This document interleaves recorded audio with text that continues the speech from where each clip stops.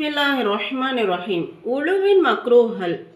உலுவில் எந்த காரியங்களை தடுக்கப்பட்டுள்ளதோ அவற்றை செய்துவிட்டால் உலுவின் நன்மைகள் குறைந்து விடுமோ அப்படிப்பட்ட காரியங்களுக்கு உலுவின் மக்ரூஹல் என்று கூறப்படும். ஒன்று, உலுவின் முஸ்தஹபகளுக்கு மாற்றம் செய்தல். அதாவது வரிசைப்படியாக நம்ம செய்யணும், அந்த மாதிரியான விஷயங்கள் தான் உலுவின் முஸ்தஹபுகள். என்னென்னதை செய்யணும் செய்யக்கூடாது அப்படின்றது.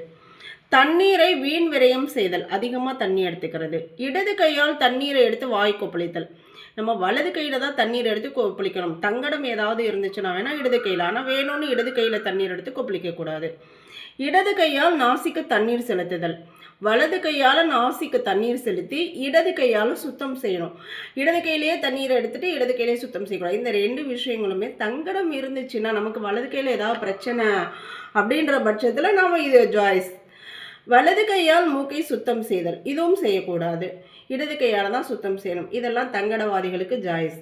உலு செய்யும் தண்ணீரில் துப்புவது, மூக்கை சுத்தம் செய்வது, இது செய்யக்கூடாது. முகத்தில் அல்லது இதர உறுப்புகளில் தண்ணீரை ஓங்கி அடித்தல்.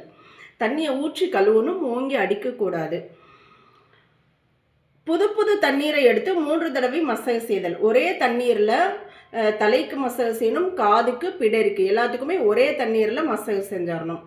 ஒரு தடவை தான் செய்யணும். அதுவும் கழுத்தை மசாஜ் செய்தல். கழுத்துக்கு மசாஜ் செய்யக்கூடாது, பிடரிக்கு மட்டும்தான் மசாஜ் செய்யணும்.